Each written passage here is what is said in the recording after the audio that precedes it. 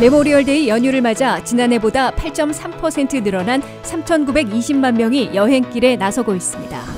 미국 내 휘발유 값이 갤런당 4달러 60센트로 사상 최고치를 연일 갈아치우고 있습니다. 미국의 개인 소비 지출 물가가 지난달 6.3%로 처음으로 둔화됐으나 속도는 느린 것으로 나타났습니다. 조 바이든 대통령이 연방학자 융자금을 1인당 $10,000씩 탕감해주기로 사실상 확정했습니다. 원숭이 두창 바이러스가 미국 내에서도 9건 발견돼 미 보건당국이 경계태세에 돌입했습니다. 여러분 안녕하십니까? 워싱턴 뉴스 투데이입니다. 메모리얼데이 연휴를 맞아 코로나 바이러스에 짓눌렸던 미국민 3,920만 명이 연휴 여행길에 대거 나서고 있습니다. 이는 고유가를 비롯한 물가 급등과 코로나 감염 사태 재확산을 일축하고 지난해보다 8.3%나 늘어난 것으로 코로나 탈출 행렬을 보여주고 있습니다. 김지수 기자가 보도합니다. 사상 최고치의 휘발유 값을 비롯한 40년 만의 물가 급등과 코로나 감염 사태 재발 등 악재들도 미국민들의 메모리얼데이 연휴 여행길을 가로막지 못하고 있습니다. 메모리얼데이 연휴를 맞아 미국민 3,920만 명이나 50마일 이상 여행길에 나서고 있는 것으로 AAA가 추산했습니다. 이는 지난해보다 300만 명, 8.3% 늘어나는 겁니다. 그중 대부분인 3,490만 명은 자동차 여행객들로 지난해보다 4.6% 증가하게 됩니다. 비행기 여행객들은 301만 명으로 60만 명, 25%나 급증하고 있습니다. 버스나 기차, 크루즈 여행객들은 133만 명으로 지난해 44만 명보다 200%나 폭증하고 있습니다. 다만 올해 메모리얼데이 연휴 여행객들은 팬데믹 직전인 2019년에 4,280만 명에 비하면 아직 8% 정도 적은 수준이어서 완전히 회복되지는 못했음을 보여주고 있습니다. 그럼에도 올해 메모리얼데이 연휴 여행객들은 각종 악재를 일축하고 급증한 것이어서 그만큼 미국민들이 강한 코로나 사태 탈출 의지를 보여주고 있습니다. 미국 내 휘발유 값은 전국 평균이 4달러 60센트로 연일 최고치를 기록하고 있고 지난해보다는 갤런당 1달러 56센트나 폭증해 있는 겁니다. 또한 호텔 숙박비는 중간급으로도 42%나 급등해 있습니다. 항공료는 국제선의 폭등보다는 국내선이 더 적게 올랐지만 국내선 최저가로도 6%는 올라 있습니다. 게다가 최근 들어 하루 코로나 감염 환자들이 다시 10만 명을 넘어서 재확산되고 있습니다. 그러나 미국민들의 다수는 고유가, 물가 급등, 코로나 감염 사태 재발에도 불구하고 그동안 모아둔 저축에서 돈을 꺼내서라도 연휴 여행길에 나서 실질적으로 코로나 사태에서 탈출하려는 것으로 해석되고 있습니다. 미국에서 5월 마지막 주 월요일인 메모리얼데이는 순국선열, 호국 영령들을 기리는 기념일인 동시에 여름 여행 시즌이 시작되는 날로 꼽히고 있습니다.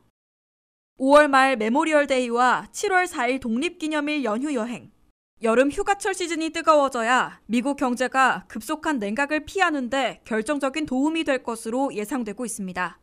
WKTV 뉴스 김지수입니다.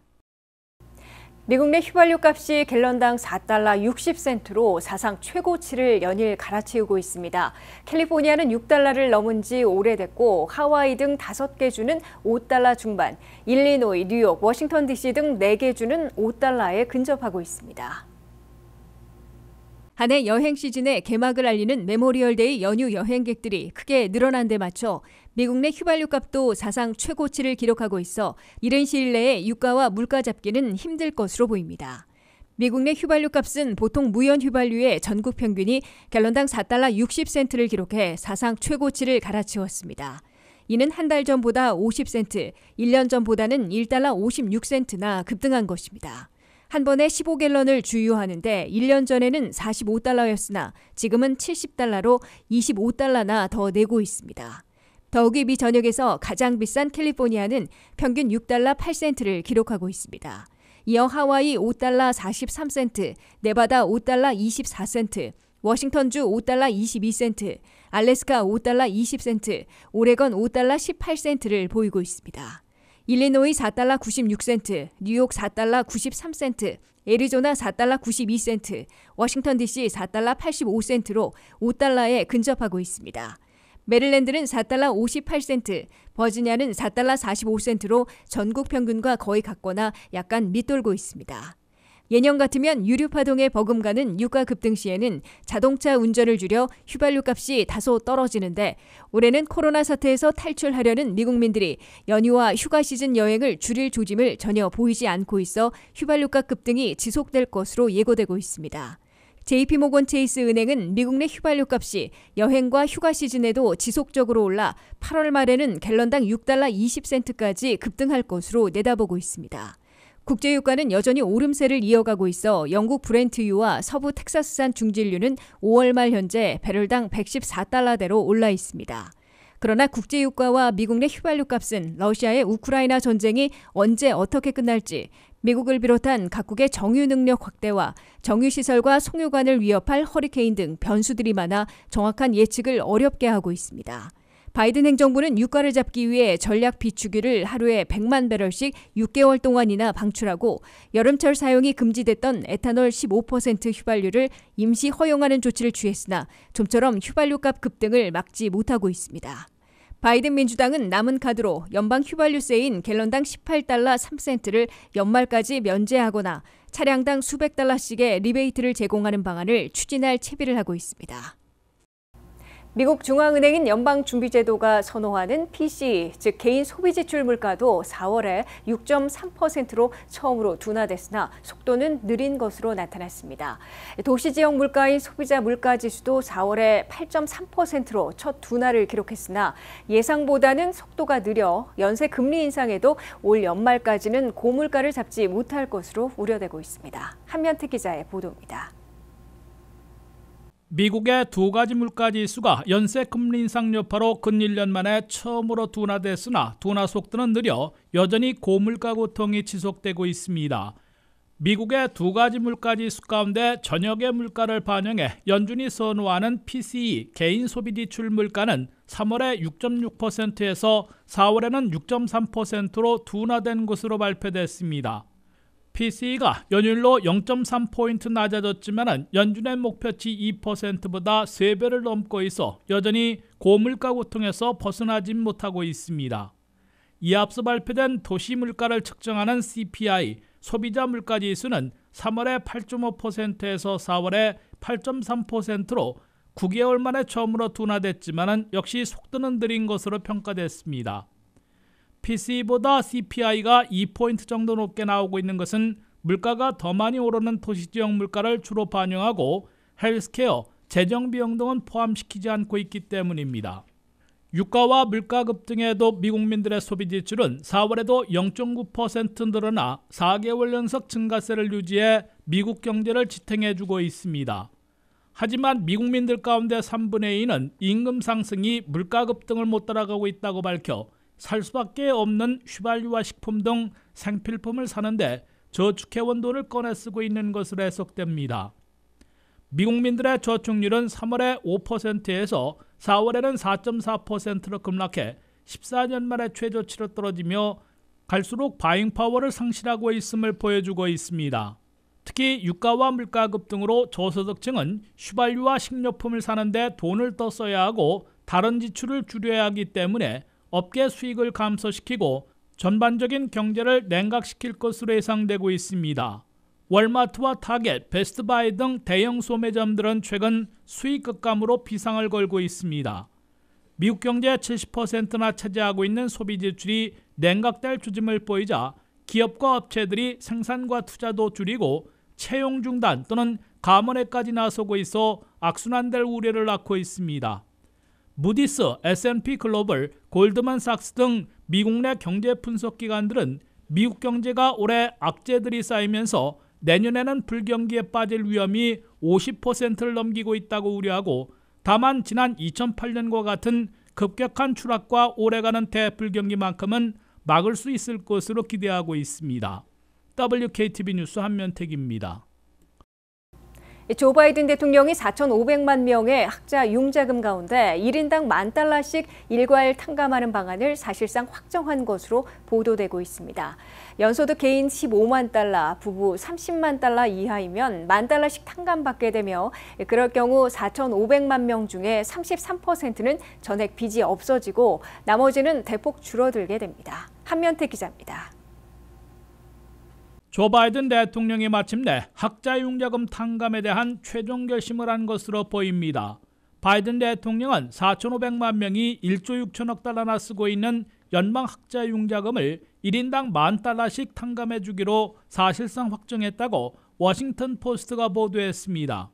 바이든 대통령은 당초 이번 주말 델라웨어 주립대학 졸업식에서 탕감을 발표할 예정이었으나 텍사스 초등학교 총기 참사 때문에 발표 시기만 다소 연기한 것으로 이 신문은 밝혔습니다. 이에 따라 바이든 대통령은 금년간 대통령 행정명령을 발동해 의회 승인 없이도 연방 학자융자금을 1인당 $10,000씩 탕감해 주게 될 것으로 예고되고 있습니다. $10,000씩 탕감해 주는데 2,300억 달러가 소요될 것으로 계산되고 있습니다. 바이든 탕감안에서는 소득 상한선을 두어 직전 연소득이 개인 15만 달러, 부부 30만 달러 이하여만 $10,000씩 탕감받을 수 있게 됩니다. 바이든 대통령이 1인당 $10,000씩 탕감해주면 연방 학자금을 쓰고 있는 4,500만 명의 거의 대부분인 4,100만 명이 탕감 혜택을 볼 것으로 나타났습니다.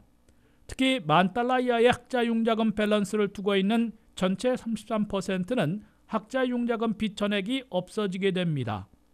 또 다른 20%는 현재 융자금이 $10,000에서 $20,000 사이이므로 적어도 절반으로 줄어들게 됩니다. 이어 21%는 $20,000에서 $40,000 사이에 학자융자금 빚을 지고 있습니다.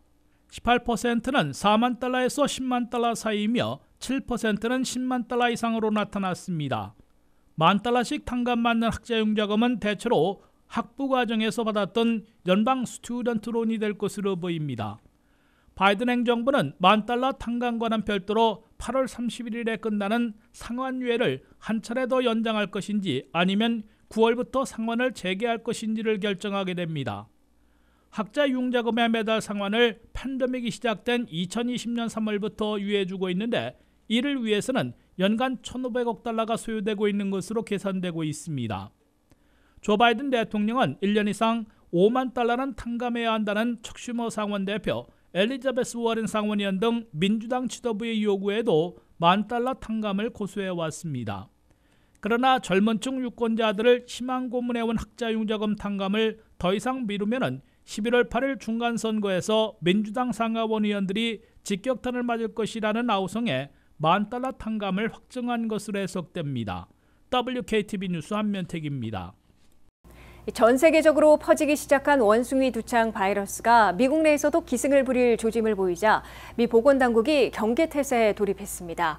CDC는 지금까지 캘리포니아, 플로리다, 뉴욕 등을 포함한 7개 주에서 모두 9건의 발병 사례가 확인됐다고 밝혀 미 전역을 긴장시키고 있습니다. 김지수 기자가 보도합니다.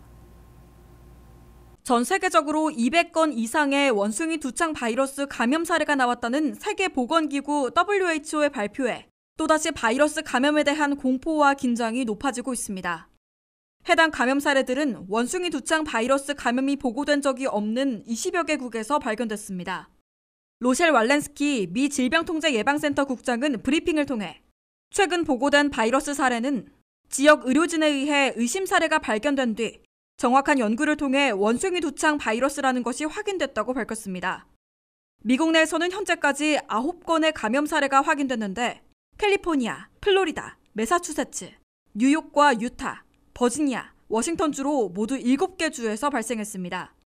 왈렌스키 국장은 일부 감염자의 동선 추적 결과 원숭이 두창 감염이 진행 중인 지역을 여행한 사람들과 관련이 있었다고 밝혔습니다. 원숭이 두창은 중서부 아프리카에서 이미 풍토병으로 정착된 질병으로 알려져 있습니다. 지난 5월 초부터 유럽을 거쳐 미국에서도 확진 사례가 나오면서 미 당국에서도 주시하고 있는 상황입니다. 백악관 글로벌 보건안보 선임국장은 브리핑에서 전 세계적으로 이런 규모와 범위의 원숭이 두창은 이례적이라고 말했습니다. 하지만 일부에서는 이러한 사례가 일시적으로만 늘어날 뿐 장기적으로 심각해지지는 않을 것이라는 분석도 나옵니다. WHO 천연두 부서의 책임자인 로사문드 루이스 박사는 원숭이 수두는 쉽게 퍼지지 않기 때문에 대량 백신 접종이 필요하지 않다고도 말했습니다. 원숭이 두창은 주로 감염됐을 때 생기는 피부 병변을 통해 퍼지며 이 병변이 치료될 때까지는 전염성이 있는 것으로 간주합니다. 원숭이 두창에 감염되면 발열과 두통, 근육통, 임파천염과 피로감 등 천연두와 유사한 초기 증상이 나타나고 이후 피부에 물집과 딱지가 생깁니다. 통상적으로 수주 내에 회복이 되지만 중증으로 이어질 가능성도 있습니다.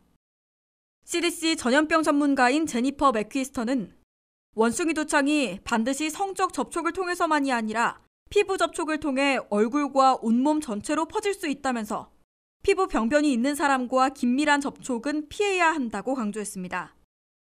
앞서 CDC는 국제 여행자들이 원숭이 두창을 조심해야 한다면서 경계 수준을 2단계로 높인 바 있습니다. WKTV 뉴스 김지수입니다.